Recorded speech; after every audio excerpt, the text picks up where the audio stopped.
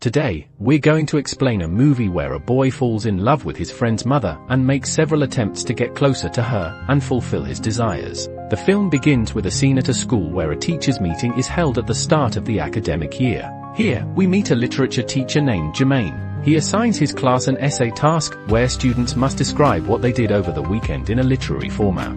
Jermaine reviews the assignments at home with his wife, Jean, who sells provocative sculptures for a living. Jean notices the assignments and remarks on how poorly written they are. Jermaine explains that he asked the students to write about their weekend in a literary style, but their responses were mundane, like one student mentioning buying a toy gun at a fair and another talking about eating ice cream from a vendor. However, Jermaine comes across an essay by a student named Claude that stands out. Claude writes about visiting his friend Rafa's house under the pretext of preparing for a match. He describes how he had been curious about Rafa's house for a long time, often watching it from the outside. On one such visit, he finally saw Rafa's mother, and her appearance sent a thrill through him.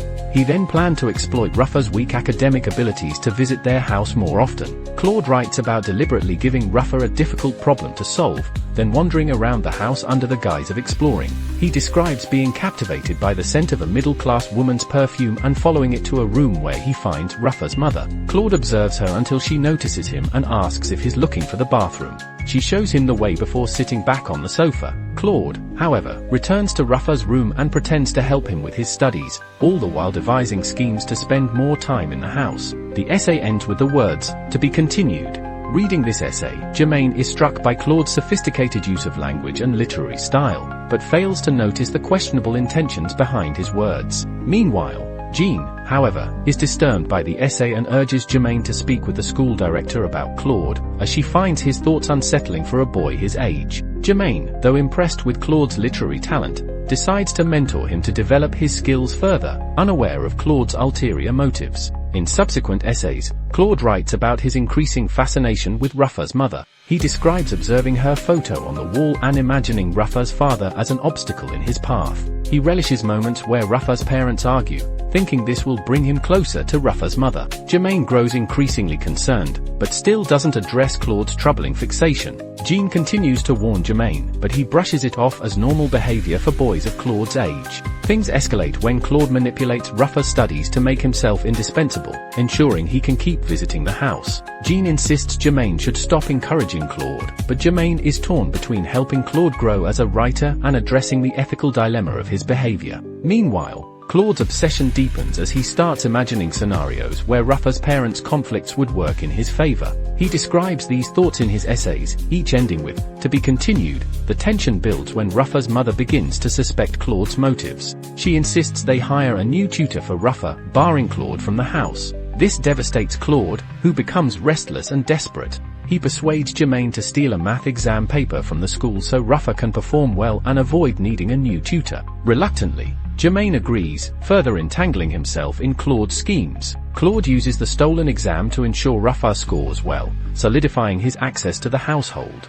However, his increasingly bold and manipulative actions create more complications. Jermaine starts questioning his decision to support Claude, but feels trapped by the consequences of his earlier choices. Meanwhile, Claude's writings become darker, reflecting his obsession and the lengths he's willing to go to fulfill his desires. As the story unfolds, the lines between mentorship and complicity blur. Jermaine's belief in Claude's potential as a writer blinds him to the moral implications of his actions. The film takes a chilling turn as Claude's manipulative tendencies and obsession lead to unforeseen consequences, leaving the viewers questioning the nature of talent, morality, and obsession. Meanwhile, Rafa's parents are quite happy and say that this progress is all thanks to Claude, as he was the one who taught Rafa well. They even suggest that Claude should continue tutoring Rafa in math. Rafa then casually tells Claude that he knows Jermaine gave him the stolen exam paper and advises Claude to stay away from him because Jermaine's wife trades in provocative sculptures. Here, Jermaine doesn't understand why Rafa is making such remarks,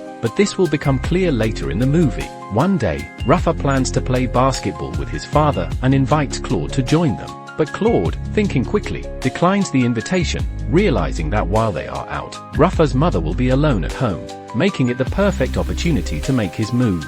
As soon as Rafa and his father leave for the game, Claude heads straight to their house. He rings the doorbell and Rafa's mother answers. She tells him that Rafa isn't home. Claude responds that he knows, but has come to retrieve his math book, which he claims he left at their house earlier. Rafa's mother invites him in to look for the book and they search the room together, though the book is nowhere to be found. Because Claude never came for the book in the first place, his intentions are entirely different. While searching, Claude begins to play his sympathy card. He remarks that the earrings Rafa's mother is wearing are just like the ones his own mother used to wear before she left him. Hearing this, Rafa's mother begins to feel compassion for Claude. They sit and talk, sharing a drink. Seeing this, Claude feels he is getting closer to Rafa's mother, but he knows these things take time and persistence. Back at Jermaine's home, Jean is worried about where all this will lead. She tells Jermaine that when Rafa and his father find out what's happening, they will destroy Claude. Jermaine brushes it off, saying nothing like that will happen. The next day, Jermaine returns home and gives Jean another essay written by Claude. Jean is furious, accusing Jermaine of obsessing over this student and ignoring her. She even suggests Jermaine might have fallen in love with the boy. Jermaine denies this and insists he is only nurturing Claude's talent. Jean dismisses his defense, stating that men's priorities often shift with age. But Jermaine assures her this isn't the case. In the new essay, Claude writes about being alone in Rafa's room when Rafa calls him his best friend and unexpectedly kisses him. This leaves the viewers understanding Rafa's earlier suggestion to stay away from Jermaine was likely rooted in jealousy over how close Jermaine and Claude had become. In the same essay, Claude describes sneaking to Rafa's parents' room and spying on them while they share intimate moments. Claude imagines himself as part of the scene, inserting himself into their relationship.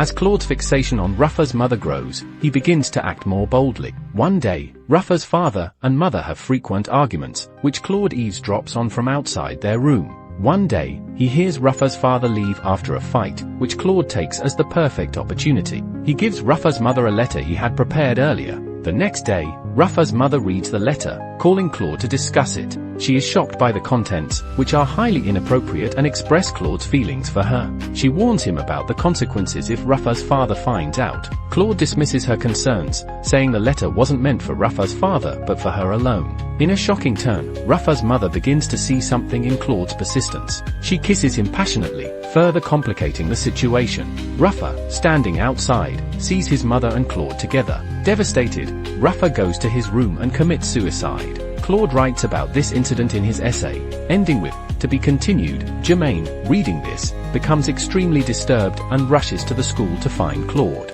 He learns that Rafa isn't at school that day because of the family tragedy. Later, Claude writes another essay where he describes how Rafa's mother confesses she is pregnant. Rekindling the love between Rafa's parents, Rafa's father decides to fire Claude as Rafa's tutor, barring him from their home.